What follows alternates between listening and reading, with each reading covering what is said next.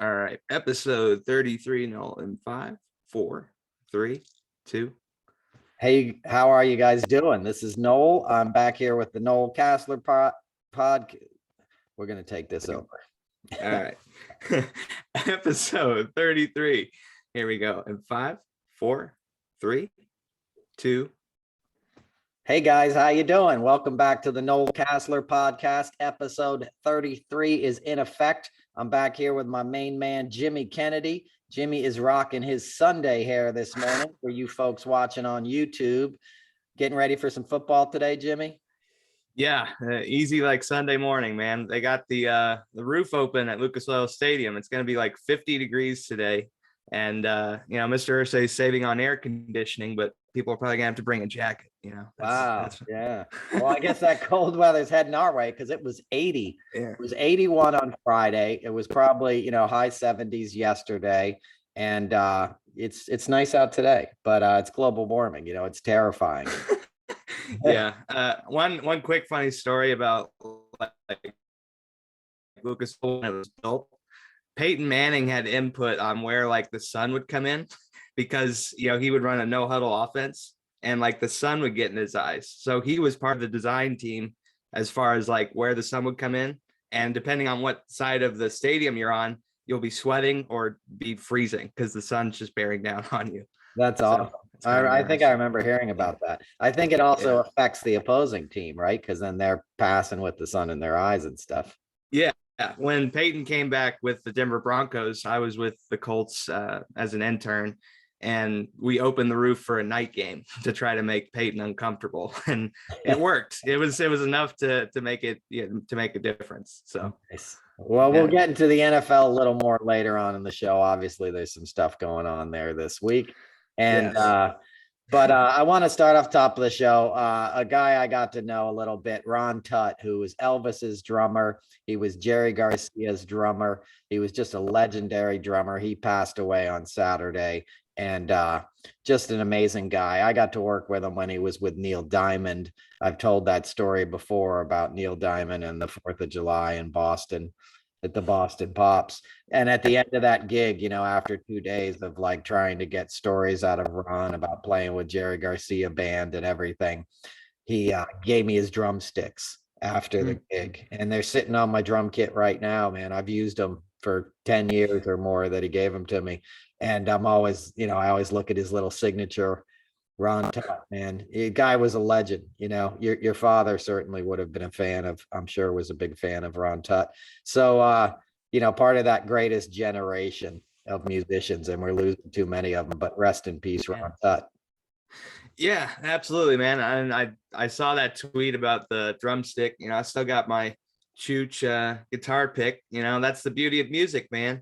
You can get, the former instruments and allow them to channel the people that we miss. That's the beautiful thing about music that I love. Exactly. Man. It lives on in spirit. That's what you're ultimately communicating is spirit. And thinking of that, or speaking of that, I'm going to be playing at the Wall Street Theater in Norwalk, Connecticut on November 18th. I'm really looking forward to this gig. It's an amazing theater. And as a matter of fact, speaking of spirit, Mavis Staples is playing there next Friday. Now, I have no business being on a stage that Mavis Staples had just graced, a couple weeks prior, but that's the way it worked out. And Mavis is a hero of mine. I mean, I got her biography is within arm's reach here. I've seen her perform a bunch of times. It doesn't get any better. So if you're listening to this, plan on coming to see my show on November 18th, but also plan on checking out some Mavis Staples when you get a chance. And because it does not get better. And, Pop Staples, the Staples singers, I mean, the backbone of sort of not just soul music, but really consciousness raising music. There's a great film of a show they did in Africa. If you ever get a chance to see, it's just mind blowing. And, Mavis grew up, her local church, her preacher was Dr. King. Dr. King was who she would sit on Sunday sermons and listen to, to show you how close to the source she is, And her father is, was a blues man as well. People don't realize like the legacy of Pop Staples. He grew up near Muddy Waters and all these guys, down in the Delta. So that's, she's sort of once removed from the source, both of incredibly inspirational, world changing civil rights leadership and world changing blues music, right? And we need these people to inspire us, because that's how we move forward, that, and then we need that now more than ever, obviously, because a lot of inspiration is sort of taken a back seat to aggravation, right? You have half of the country, or a third of the country that's being prompted to be mean and aggressive. A lot of these commercials I see for guys that are announcing congressional runs now are just posing with guns. Like there's no dialogue in the campaign commercial. It's just a dude with an AR-15, and a bunch of ammo belts and crap on him, and some 90s tribal tattoos on his bicep, and that's it. It's just a guy shooting a gun for 10 minutes. And then it's like, vote for me. No, I'm not voting for you. We don't need murderers in Congress. Congress and the Senate is about legislation. You're there to write laws, dude. You want policy wonks. You want, dudes who spent their time in libraries, not on shooting ranges, right? There's no equivalency between the two, but as we discuss all the time, they've weaponized that mindset, that toxic masculinity and that toxic aggressive, sort of character traits have been labeled as patriotism. And it's not patriotism. It's the farthest thing from patriotism. The most unpatriotic thing this country has ever witnessed is the last 5 years, right? Allowing a con man who spent his career laundering money for first the Italian mob and then the Russian mob, and spending his spare time assaulting women and cheating on his taxes, and punching his son in the face. He's like an abusive, awful human being that somehow a bunch of red state America thinks is the second coming of Christ. It's the biggest con that's ever been perpetrated on a populace, and who fell for it? The biggest marks in the world, the people of the United States, are a third of those people. People who grew up on TV dinners and Budweiser and pickup trucks and Ronald Reagan waving flags. The pumps were primed for this sort of thing to take place, but now we're in the we're really in the midst of it, because it's going crazy, and it's not getting any better.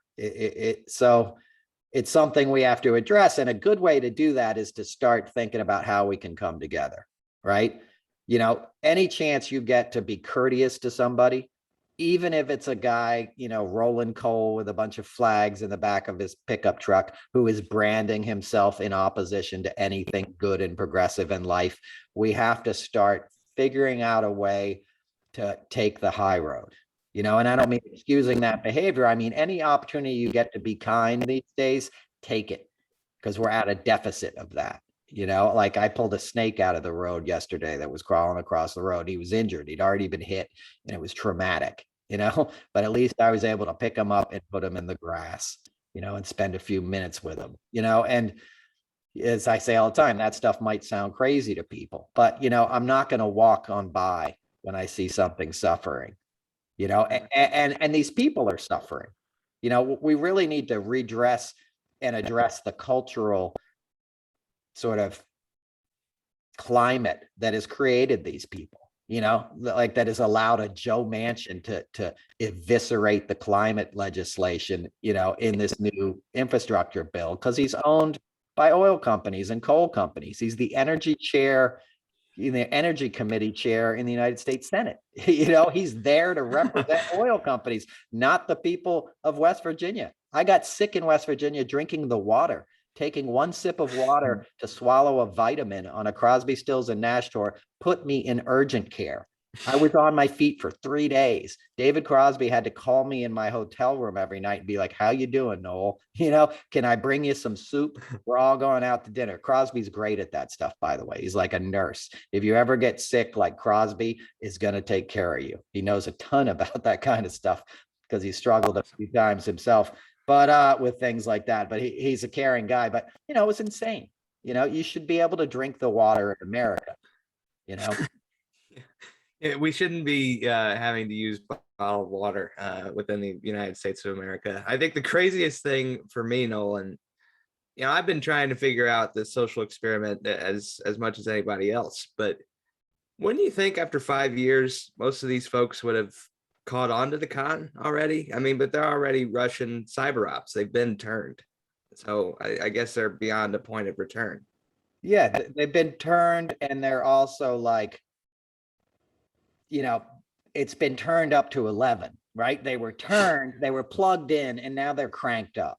You know, Right. now they're being fed nothing but disinformation, and they're getting it at such a level. You know, you have Tucker Carlson, and you have Judge Jeanine Pirro, and you have Tommy Lauren, and it just goes on, and these little dweebs like Ben Shapiro out in LA, you know, Stephen Miller sitting behind it all, masterminding it, a 35-year-old from Santa Monica who grew up rich and Jewish, you know, who's the second coming of Goebbels. You know what I mean? He wants to kill anybody he doesn't view as pure blood, you know, a guy who wouldn't have survived World War II. You know, the Germans would have murdered him like they did so many others, 6 million others to be specific, right? But now in Texas, they're trying to teach oppositions. You know, let's teach the opposing theory to the Holocaust if you're going to teach the Holocaust, right? That's insanity. They're trying to rewrite history before your eyes. And there's a lot of people that aren't too hip to history in the first place, right? You know, it's like we always say, this didn't come out of a vacuum, right? You're always raised to like put your hand over your heart and pledge allegiance to the flag and don't question America. You know, love it or leave it was the big tagline when I was a kid, right? It's America, love it or leave it. You weren't supposed to question why we were in Vietnam, you know, why we were committing atrocities in Central America, you know, for Central America, you know, for American imperialism, right? And the whole point of that stuff all the time was that we were fighting the Soviet Union by proxy. You know, if we don't stop Manuel Noriega, or if we don't stop, you know, the Sandinistas, right, they're going to be on our doorstep next. The Russians are, right? If we don't fight, you know, Ho Chi Minh, next thing you know, it's going to be communist China taking, you know. And then we gave it all up for a guy who was owned by Putin, you know, who was literally pledging allegiance to Vladimir Putin, who sold out our FBI, who sold out our intelligence agencies, you know, and people fell for it because you did it with a flag, with waving a flag. And, you know, I don't want to go off on this too much, but it's just insane. You know, Yeah. it's been sold as a lifestyle brand. And when you think you're a good American, when you think you're a Christian and it's okay for you, you know, to turn your back on immigrants crossing a border, when it's okay for you to like turn in somebody who had an abortion, who got, you know, assaulted, you know, or you know, raped by a fucking family member, and you tell them they got to have an abortion because that's what Jesus wants, you're out of your mind, right? You're part of a cult at that point. And there's millions of them now. There's millions of them, you know, and it's terrifying because there's people who think Marjorie Taylor Greene is telling the truth. She was a bomber, dude. She bombed. She's the one who put that bomb on Capitol Hill. I guarantee you. Watch that video, right? She's swinging her arm the same way as the bomber. Like, how they have not pulled her in for questioning is beyond me. She had a tweet, and I'll let you speak in a minute. She had a tweet that I pointed out once where she goes like, Nancy Pelosi, you let somebody plant bombs on January 5th on the Capitol. I'm like, how'd you know about the bombs on January 5th, Marjorie? Because we didn't know about them till January 6th. Like, she basically told on herself on Twitter, you know. And how is she not being hauled before Congress or in front of the FBI? You know, how is Steve Bannon not arrested on Thursday night? Why are we waiting till Tuesday afternoon to have a meeting, draft a letter, vote on it, then send the letter to the DOJ? And, you know, Merrick Garland can put it on the stack of papers of all the other things he hasn't done since January. Right. Well, and my question about that whole thing and the new video that has emerged, it's like, why would MTG put herself in that situation? But then I thought about it this morning. If you compared MAGA to Al Qaeda, you know, like, she's doing it for the cause. So of course they want a marked person, especially one in Congress. So if she does get arrested, she can go on TV and reset the narrative. It's exactly what a con man would want as far as setting up bombs and stuff. If Marjorie Taylor Greene is in fact the person that planted them, if we find that out. Right. Yeah. My money is on it was Marjorie Taylor Greene. Okay. Yeah. Like there's just no way, because she was a QAnon freak. That's what she was, a QTuber. She used to put up videos on YouTube. That was how she came to prominence, so to speak. And then the QAnon people chased the Democratic candidate out of North Georgia, the district she ran in. She moved into the district like a carpetbagger, ran unopposed. And as soon as she got into Congress, was just a lunatic from day one. Right? A lunatic. And these people are crazy. There's a great documentary on QAnon on HBO that people should watch. How these guys react, and it's like a father and son in the Philippines that basically like hosted all this stuff, and that some people think they are actually QAnon. I kind of believe they are, especially the son, because he sort of gave it up a few times in the documentary. And that kid, that whacked out son who's into like anime porn in Japan, is running for Congress in Arizona, right? Where you already have Paul Gosar, and obviously Kristen Sinema, who's in Paris right now sipping champagne for a week on pharmaceutical companies' dime to make more money while the legislation isn't passed, let alone being back in Arizona, listening to what her constituents want, which is your job. You're not on vacation every time the Senate goes into recess. You're supposed to go home and do the work in your home office that's been piling up, finding out what issues and needs your citizens have. She goes on vacation. She was at the Boston Marathon last week. She didn't even run in it. She just went to hang out. Like, what are you doing? You're a senator. Man, if I was a senator, I would spend all my time in DC or in my home district, home state. Right. That's all I would do. I'd be like, this is an important job for 6 or 7 years of my life, or 4 years, however long I'm there. This is all I'm going to do. When I work on the VMAs, all I'm doing is the VMAs for that week, because it's a big deal to me. It's a big job. And if I don't want to be there and give 110%, there's 100 other guys that do. There's some kind of gigs where you have to give all of yourself to the gig. You don't really vacation a lot in those years. And that, representing people, of the United States in our Congress is one of those gigs times 1,000, because it's life and death for a lot of people. You're voting on things that now it is life and death. Climate legislation is life and death. Well, and what's really concerning, just looking forward to 2022, 2024 and beyond, it's like this MAGA movement has made every election a national one where they're having to pay attention, and one slight change. I mean, if you look at the age of the average senator, they're going to be in their 70s. Like, I guess what I'm saying is it's not representative of the greater body. And that's a bigger concern for the long-term health of the country. So, absolutely. Chuck Grassley is 88 years old and he's seeking another term, right? He wants another 7 years or whatever. He's 88. He's already senile.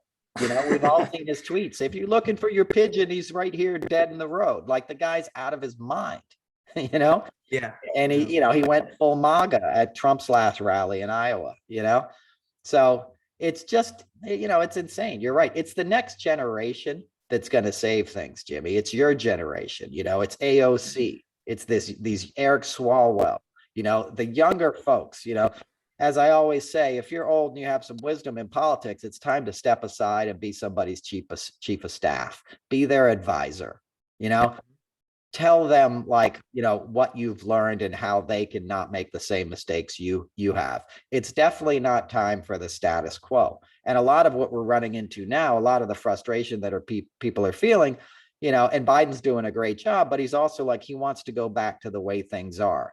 You don't go back to the way things are when you've unleashed something like Trumpism on this country. We're in a war now for the hearts and minds of American people. This is a nationalistic war that they're fighting every day, while we're going to yoga class in the juice store, and hoping it's going to go back to normal. It ain't, Atlantic City never went back to Atlantic City after Trump had a bunch of casinos, right? Now you got empty pits in the ground where they had to raise the buildings, and you got people sleeping on the boardwalks and stuff. Like you don't get to go back to normal after something like Trump. The guy tried to hang his vice president. He attacked the Capitol, and sent thousands of people to do the same, right? Here's a point I want to make. And I said this in my car rant on Friday, and I don't think people are really like, you got to take a look back, a step back and think about how insane this all was. And I think this one example does that.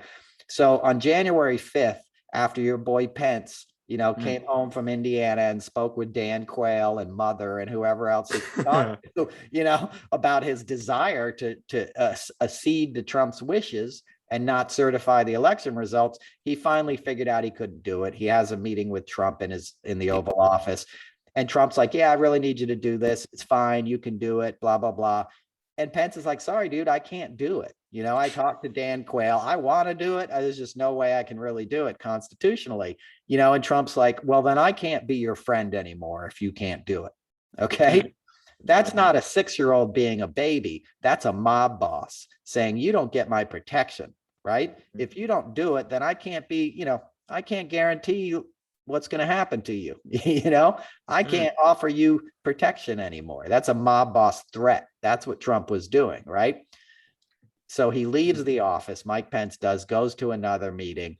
Trump has Jason Miller put out a press release saying the president and the vice president just had a meeting and they're both on the same page that he doesn't have to certify the election results. Right. And Pence's people see this and they're like, what the hell are you talking about? That is not what we just said. Retract it right away.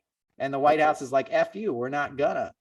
That's the second mob tactic, right? They're trying to stiff arm him and publicly get ahead of the story, right? It's like two companies have a negotiation about a merger or something, and one of them leaks a press release like, oh, we've come to an agreement. You're trying to put public pressure on somebody that hopefully he'll just acquiesce because now the public, knows about it. So they were hoping like the MAGA hordes were going to think that Pence was on the same page. And also it was priming them to be angry when they found out he wasn't on the same page the next day. You see what I mean? It was adding fuel to the rage that sent them up there to hang the guy, right? And that was also part of the message, right? And the third thing they did is then they sent Giuliani to try and visit Pence at the Naval Observatory, which is where the vice president lives. It's his residence, while he's in office. So they wanted to send Giuliani up there at 9:30 at night and visit Pence, who's probably in bed, with his sleep cap on at 8:30 next to Mother having a warm glass of milk. You know what I mean? Looking at like, TikTok videos of young men and their abs, like, like he's probably not ready to like meet, Rudy Giuliani, who's basically Trump's consigliere, right? And like, Giuliani's going to go in there with his pinky rings and his Scotch breath and be like, hey, bro, boss needs you to do this favor. It'd be in your best interest to do this. Capiche? Right? That was the final like salvo. They were trying to one last chance. I can't guarantee you what's going to happen tomorrow, but you better play boss, or play ball with the boss. And thankfully, Pence's aides protected him, and they wouldn't let Rudy Giuliani anywhere near him that night, and that's probably saved the country, literally. I'm not saying Pence is a hero, but somebody on his staff was smart enough to know what was going on. And it'd be nice to hear from those people now. That's where you could really get some people that could, blow the whistle, and none of them are doing it. And we all know what happened the next day, right? They tried to hang Pence. He wouldn't even get in the limo that was about to leave when the Capitol was being attacked because he was so freaked out and scared, So, and then now, of course, he's full MAGA again and back to, stroking the president's ego every chance he gets, so, and that shows you the cultism of this thing, that he owns this party now. He owns these people, right? And how we really change this is we have to change the culture.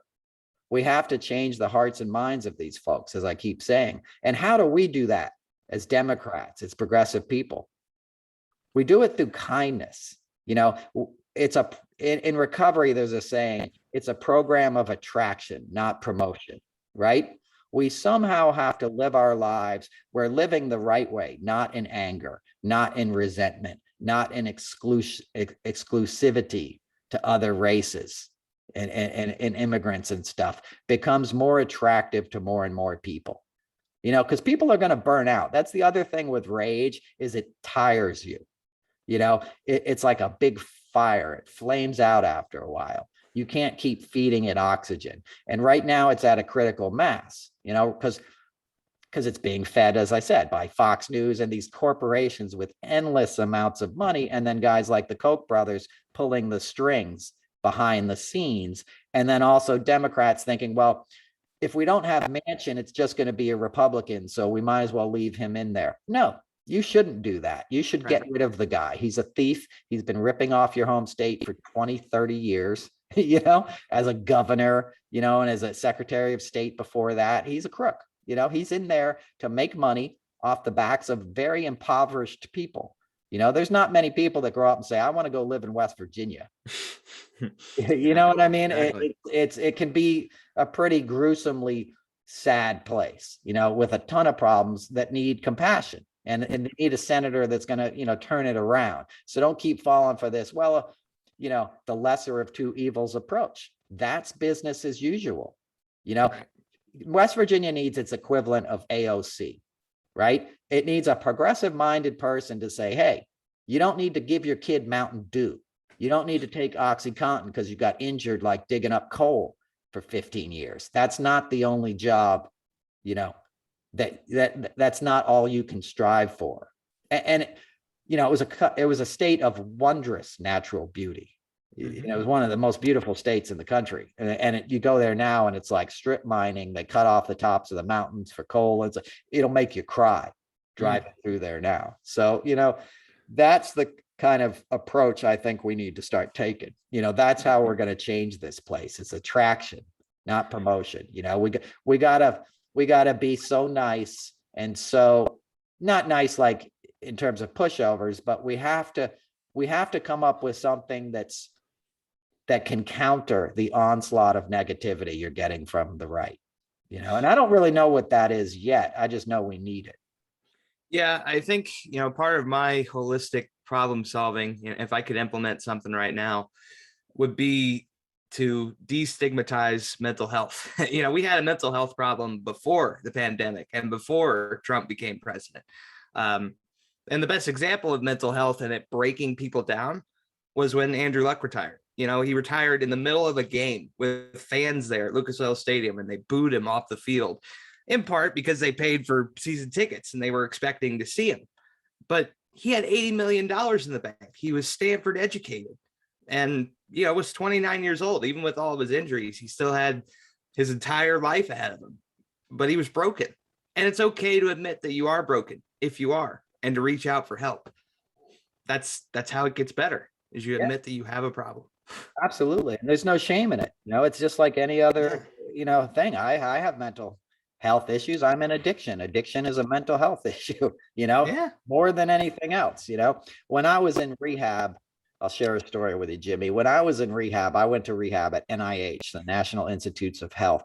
And I was part of this protocol where they were like trying to do this, they were seeing if an experimental drug was going to help people with alcoholism and addiction, and in reality, they were introducing you to the 12 steps, which is what's really going to help you, which is sort of like a spiritual approach, which addresses sort of mental health.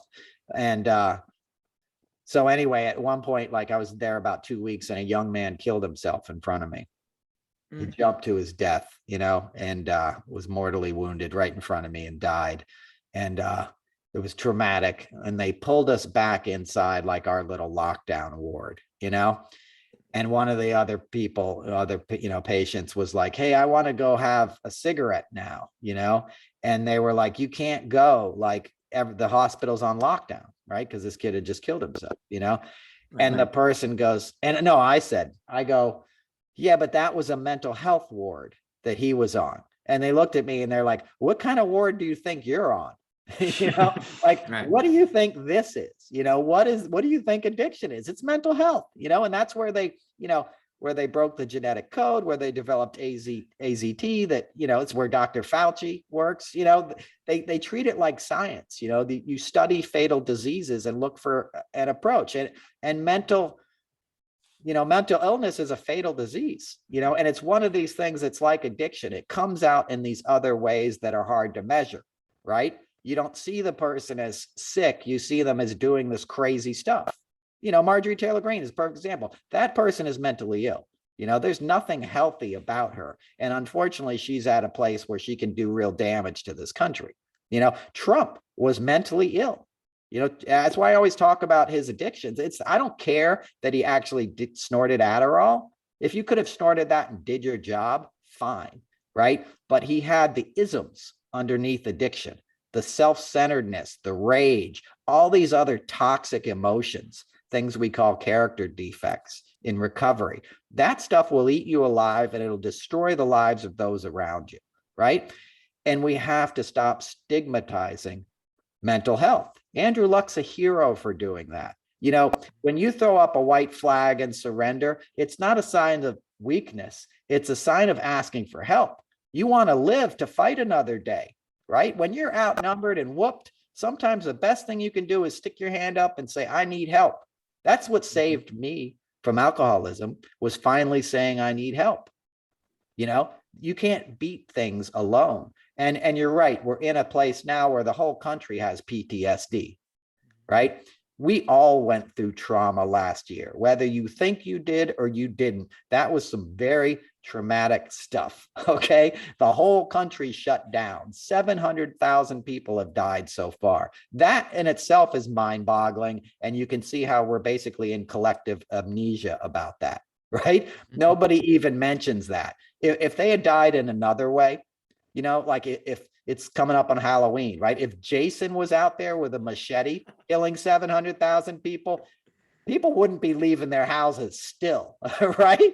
Right? If you were like, oh, that guy might get you if you go into CVS, he might pop out behind the nail polish with a machete and cut your head off. You wouldn't be going into CVS, right? But people are doing it now without masks, and it's the same equivalency. Somebody can cough in the next aisle now, and you could get a fatal disease that'll make you die a horrible death, but like somehow it's not registering in the proper context, and it needs to, because we need to heal from that trauma.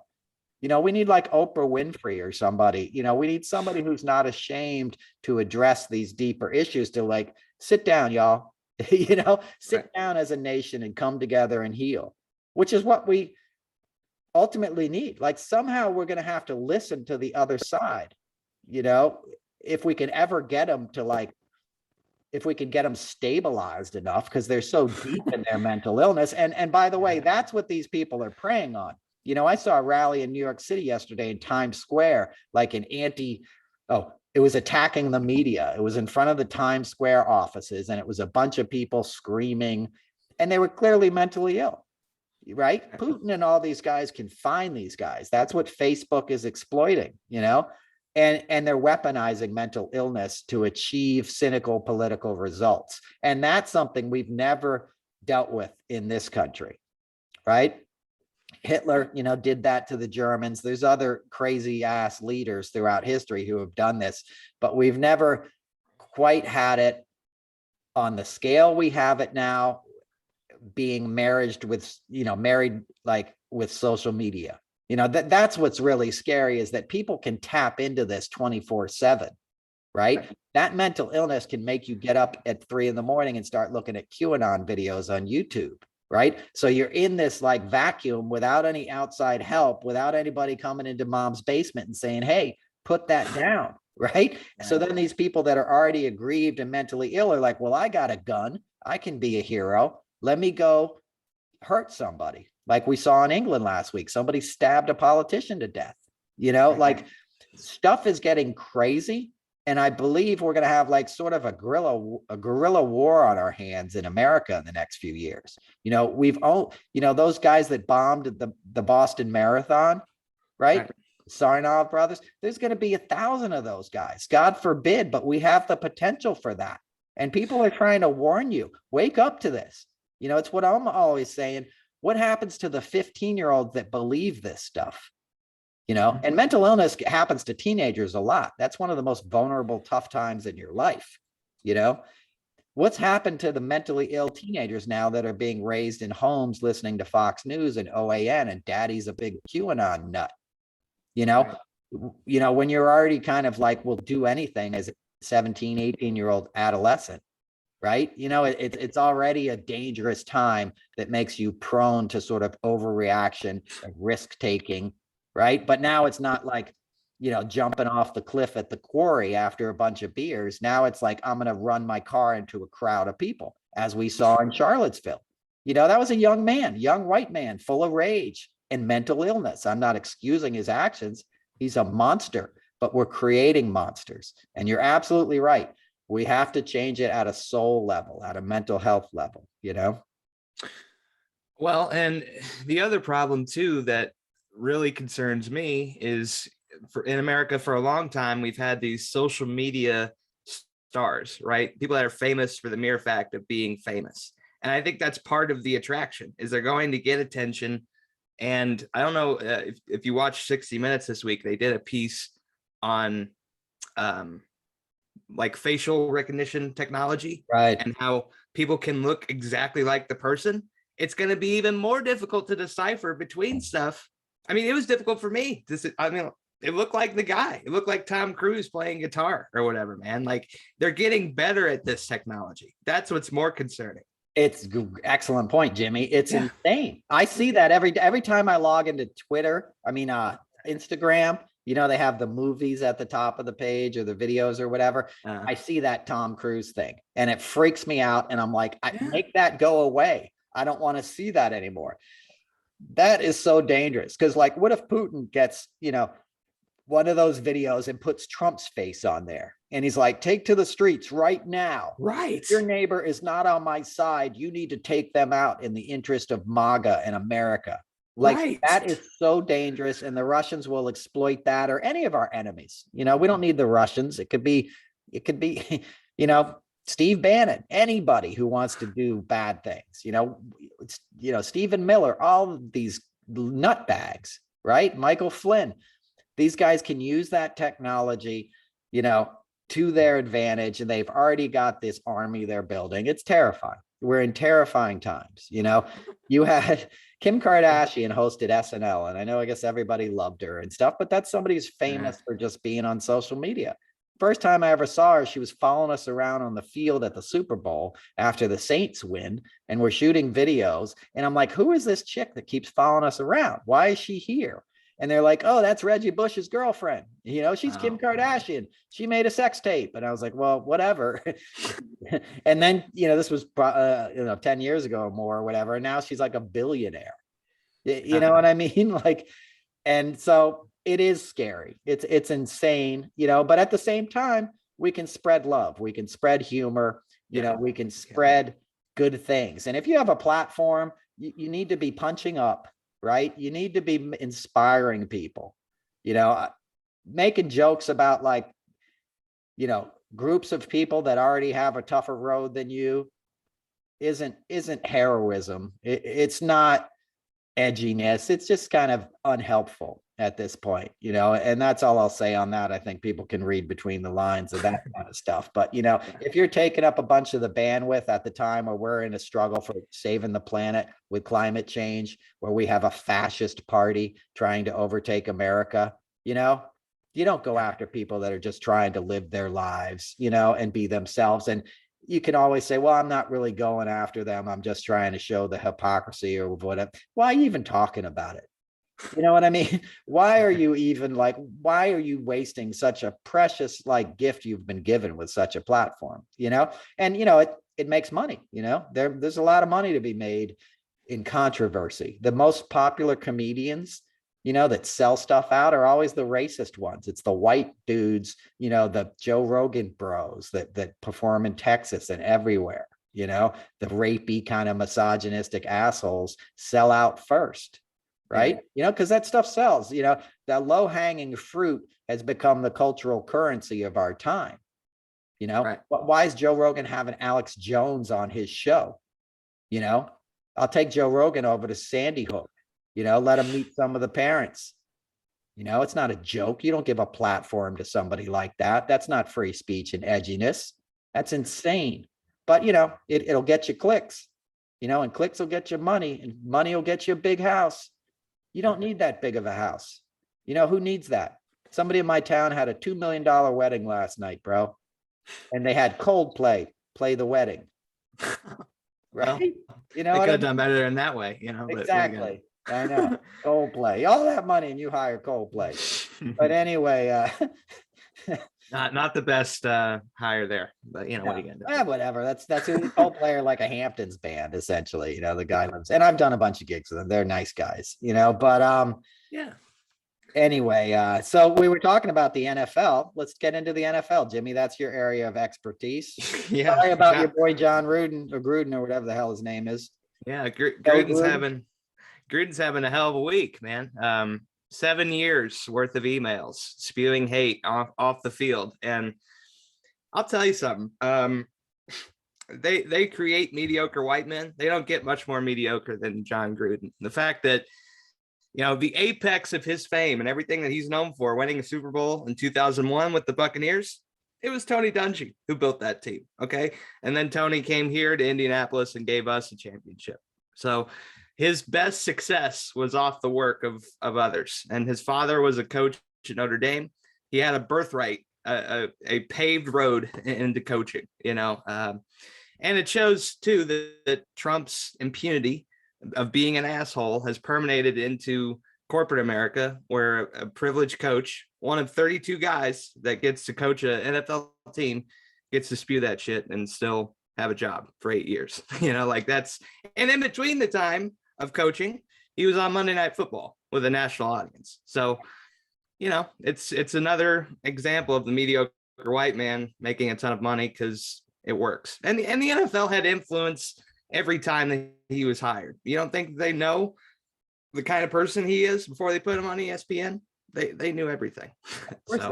Of course. That's my rant on Gruden. He's a mediocre white man who will probably be hired by Fox News or OAN within a matter of weeks, or run for Congress. So that'll be fun to watch. That's what I said. He'll run for Congress. And he got $90 million in his last coaching contract, right? With the Raiders or something ridiculous like that. 60 million of it is still on the table. I don't know if he'll get that, but he got the first 3 years. Right. Yeah. So he got $30 million.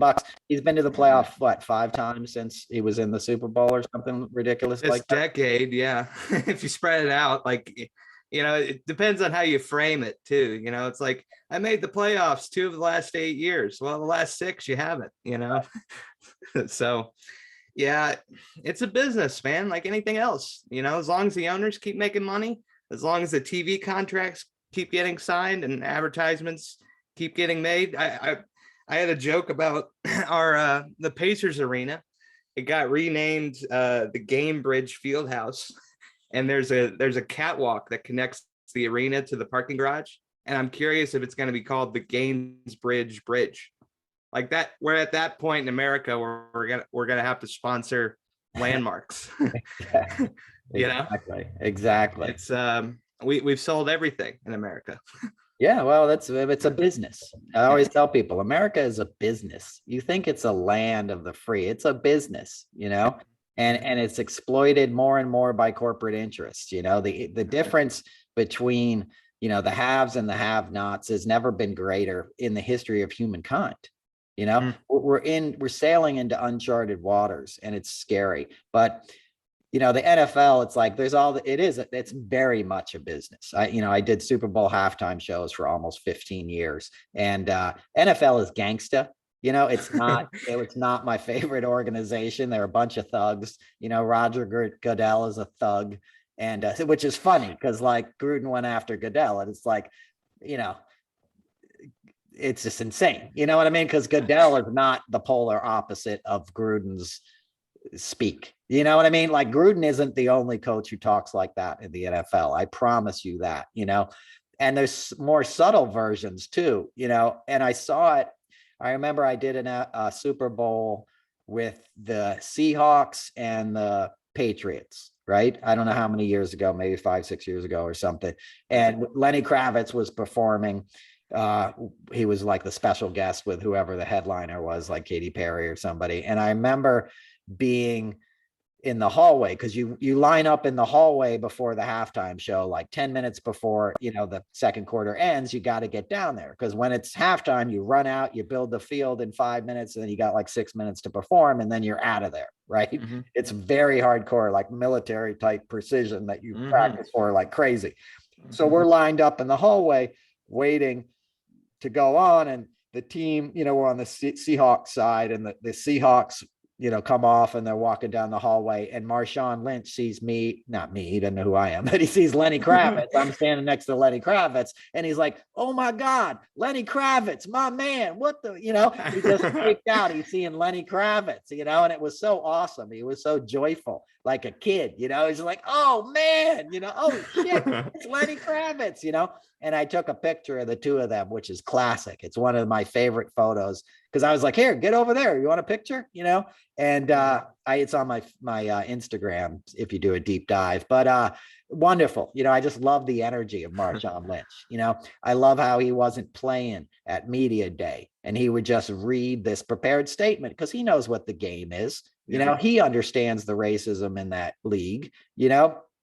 So anyway, that same game, at the end of the fourth quarter, the Seahawks take it up to the 1 yard line. They're about to win the Super Bowl. They got a first down, right? So it's just like a done deal. We're all backstage like, yes, the Patriots are going to lose, because I hate the Patriots. I'm a Giants fan, and the best Super Bowl I ever saw was in Phoenix, right? When the Giants so gloriously, beat the Patriots. And then again in your Lucas Oil Stadium in 2012 or whatever, the Giants won. So, but most of the time the Patriots win, let's be honest, and I was sick of, everybody who works on the Super Bowl is sick of watching the Patriots win, because their fans are just killjoys. They're not good sportsmen about it. They're just kind of jerks, so you're just getting ready for like, in your face, Brady is the best, man. Like, so you're like, oh God, here we go again. But then you're like, oh, we got a chance. Right? They're on the 1 yard line. They got a first down. So what is that? 4 attempts they got to get across the goal line, and they got Marshawn Lynch on their team. Like, this is a done deal. What happens, right? The ball is snapped. Russell Wilson passes the ball, and it gets intercepted by a Patriots defensive player, right? And we're like, oh my God, why did he just throw the ball? Right? He threw the ball. I later learned, because I talked to some people about it, because everybody was shocked, right? I mean, you had 4 chances to get across the goal line. You could have gotten it across the goal line at that point, Jimmy. Yeah. I could have gotten it. You know what I mean? Like, a few feet, let alone Marshawn Lynch, the guy who's literally the best in the world at doing that. Yeah. Nickname Beast Mode, right? Like, you hand the ball to that guy to win the Super Bowl, he's getting that touchdown, like it was like a gift from the gods, and you ignore him and give it to Russell Wilson to pass. You put that much risk into the situation, and it gets intercepted. Why? Because they prepared for that play. Okay. Because Belichick knew that if it came down to that and Pete Carroll had to make that choice, he was going to go with Russell Wilson, because they wanted Russell Wilson to be the MVP. They wanted Russell Wilson, who's also African-American, but more of a like corporate kind of polished speaker, as opposed to Marshawn Lynch, who they sort of tag as ghetto, and he's not playing along. He's not a company man, so to speak, right? And they didn't want Marshawn Lynch to be the MVP of that game. Right? Because they didn't know what he was going to say at the big celebration after and stuff. So it was a safer bet from a corporate money-making standpoint to let Russell Wilson have it, exclude Marshawn Lynch, and then you'd have this polished, they're the face of the team, kind of like they're, speaking politely to the press afterwards, right? So that's why they did it. That's the only reason Belichick had prepared for that, because he knew psychologically what the other NFL coach was going to have to do in that situation, what his first priority was going to be, because otherwise you wouldn't even prepare for that, right? You'd think common sense is like, oh, if they have the ball at the 1 yard line, on a first down, they're giving it to Marshawn Lynch. Well, and to connect it back to Goodell, you don't think that Belichick and Goodell know each other? They've been in communication with one another, with the Patriots being suspended and having tampering charges and different things. All of those guys are interconnected with each other. They communicate all the time, So I'm not saying that they communicated that beforehand, but they know how the culture works. Right. That's my point. Yeah, right, he instinctually knew, like, here's how it's going to play out in the NFL. If you're in that position, you're giving it to Russell Wilson because you want him to make one final pass and be the MVP and blah, blah, blah. So here's what happened, though. So I'm standing in the VOM, which is the hallway. The VOM are these little like hallways that lead onto the field. I'm standing in the VOM watching this on the monitor. We see the interception. We're like, oh my God, how did they throw the ball? Like, how did that happen? Marshawn Lynch, when the game ended, was the first off the field. He's carrying his helmet and he goes, y'all motherfuckers could have won, but you didn't want to give me the ball. Y'all motherfuckers could have won, but you didn't want to give me the ball. In complete disgust. He knew exactly what had happened. He knew why they didn't give him the ball and the opportunity to live his greatness, right? He's a guy who was born for that play and he didn't get to live it out. He didn't get to do that. He didn't get to achieve, and he should have. And the only reason he didn't was the subtle cultural sort of racism that permeates the NFL. And he knew it. You ain't going to bullshit that guy. He's not dumb. He went to UC Berkeley. Like the guy, I believe he's not an idiot. He's just not what you think is culturally appropriate for what you're trying to sell in the NFL. Right. So, and it just, the way he looked at it, he wasn't even saying it to anybody in particular. He was just saying it out loud. Like, here I am once again, not getting to be who I'm supposed to be, basically, because I'm a black man that you're afraid of. Because that's what it really came down to. They're afraid of Marshawn Lynch and sort of what he represents. It's that fear, that subtle racism and that fear. And it was tragic. It wasn't as tragic as the more overt acts of racism that cost, African-American men and women their lives every day. But it was an example of that. It robbed us all of an exciting moment. And it also let the crown prince MAGA boy, whatever the hell his name is, Brady, win yet another Super Bowl and go kiss his Brazilian supermodel wife. And you know what I mean? Yeah. So it was just a bummer moment. And I thought of it again this week when I heard about Roger Goodell, because I'm like, you don't even know how racism permeates and how many layers of it there are in the NFL, I don't know if you saw it. I tweeted it out. The AP reported that the NFL did an independent investigation of its servers and found no other evidence of, misogyny and other stuff. It's like, okay, so your organization looked into what you were doing and you're doing okay. That's what you're saying. Exactly.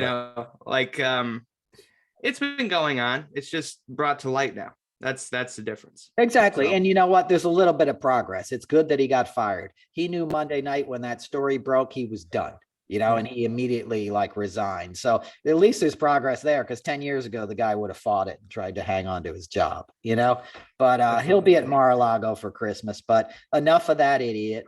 What'd you do in nature this week, Jimmy? Nature this week? Well, it actually got cold because it's mid-October for Indiana. So I got the last bit of sun that I could and just kind of soaked up the sun this week to try to keep the tan. That's the one benefit of global warming, if you can call it one. It is warmer into the fall, but we don't want that. So I get it, man. Hey, I'm a tan junkie, man. I get my energy from the sun. Nothing drives me more crazy than every week I do these car rants and people go, dude, wear sunblock. Get out of my face. You know what I mean? Don't tell me what to wear. Don't tell me to put a bunch of chemicals on my face. I go to the dermatologist. I know where I'm at with that stuff. It's also the filter. It's the way it looks when I'm sitting there in my car. Like these computer phones always make me look orange and stuff, but I'm like, shut up, But anyway, that's my own venting. So yeah, it's same thing here. It's been nice this week. I'm going to go get out in nature today. I'm going to go to a meeting after this because, recovery is what allows me to do all these other things. It's the most important thing in my life is trying to help somebody else stay sober and live one day at a time, And here's my Jerry Garcia band t-shirt for Ron Tutt, RIP Ron Tutt. And I'm really looking forward to this show, Jimmy. I'm doing a lot of preparation for my show later today. Wall Street Theater is awesome. Norwalk is a great town. It's got a marina and everything, and a part of the town is called South Norwalk. It's got all these restaurants and bars and stuff. It's a great time. So come on out if you're listening. November 18th, right before the Thanksgiving holiday. Really good time. We'll kick off the holiday celebration. Going to have a great show. So Thursday night, November 18th. Some of you guys have been buying tickets. I appreciate it. I loved meeting you guys at Annapolis at the Ram's Head. You know, people lined up, Jimmy. They were big fans of the podcast. A lot of them mentioned you and your hair. And they're like, what's the deal with Jimmy's hair? And I'm like, nobody knows, bro. Neither do I. It's between Jimmy and God. But no, they were great. Somebody gave me a mask. I wish I knew her name or who she was on Twitter, but she gave me a really cool mask with a really funny, said, I say F a lot, but F was spelled out, Yeah. And it was just really cool. So thank you for that. Thanks for all the people that come. And I look forward to meeting you in November. So come on out, man. Wall Street Theater, November 18th. I'm going to let you say goodbye in a second, Jimmy. I want to tell them one more story too. Sure. Last week it was John Lennon's birthday and Jackson Brown's birthday when we taped on Saturday.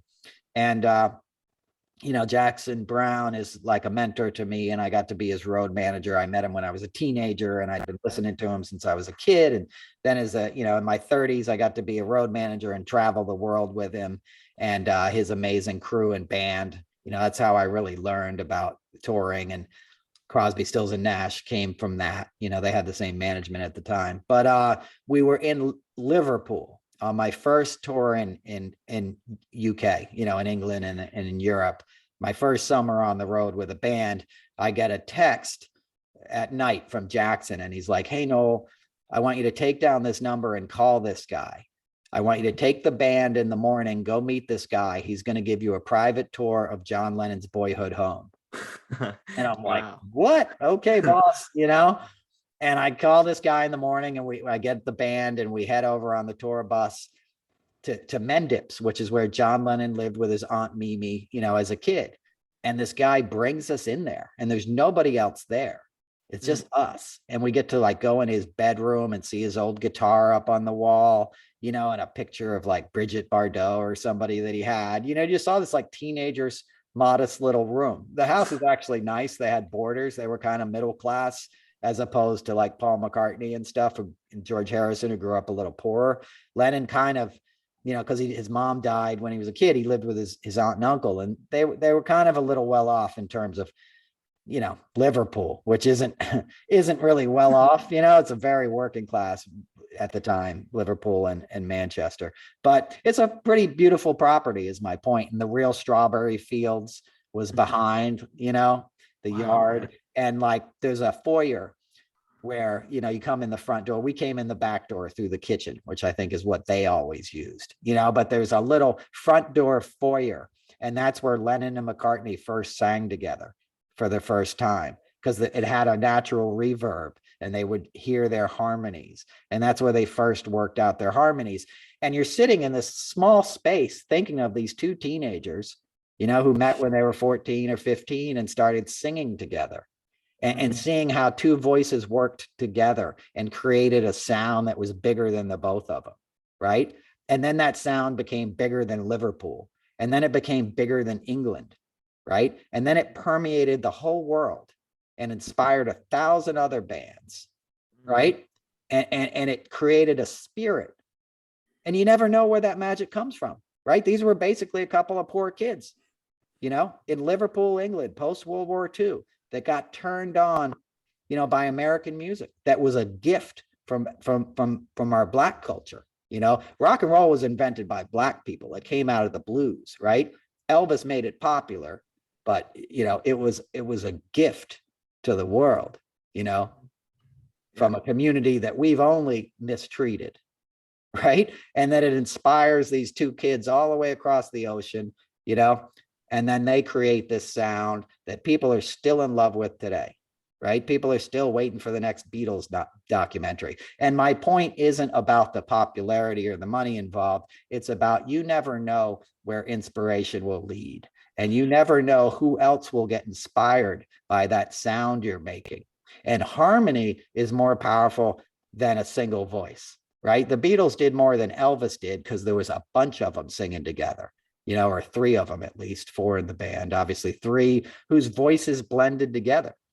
And the first time I worked with Crosby, Stills, and Nash, we were sitting in a room at the Songwriters Hall of Fame, which is this great show I do. And we were sitting in this little like holding area, green room. It was in a hotel. And, Crosby, Nash, and Stills were sitting there, and James Taylor walked in, who was going to perform with them. And they're like, hey, you want to warm up? And they're like, sure. Right. And they all started singing together in this little room, and I'm sitting with my colleagues, right? And my friend, one of my best friends, Tanya, who I've worked with for 25 years, is this wonderful Black lady. And she looks at me and she goes, no, come here. Because she hears them singing, right? She goes, I don't know who the fuck these guys are, but that's from God right there. That's from God. That's a gift, right? Because the harmony got to her. She felt it in her heart. You didn't need to know the history of those guys. You didn't need to know the music. You hear it right away and you react to it. That's what the Beatles did. That's why they're beloved. You go anywhere in the world and put that on and somebody's going to smile and feel good because it's something bigger than us. And that's what we need to get back to, right? Our commonality, our harmony, our blending our voices together to make something bigger than ourselves. That's what's going to save us. Okay, Jimmy? That's what you got to focus on, brother. All right? I will. You can call me a dreamer, but I'm not the only one. There you go. All right. So that's episode 33, folks, of the Noel Casler podcast. You can find Jimmy. Tell them where you can find him, Jimmy. JBK on air, Twitter and Instagram, and jbkonair.com. There you go. You can find me at noelcasler.com, at Casler Noel, Twitter, and anywhere else. And most certainly at the Wall Street Theater on November 18th in Norwalk, Connecticut. Until next week, be well. We love you all. Peace.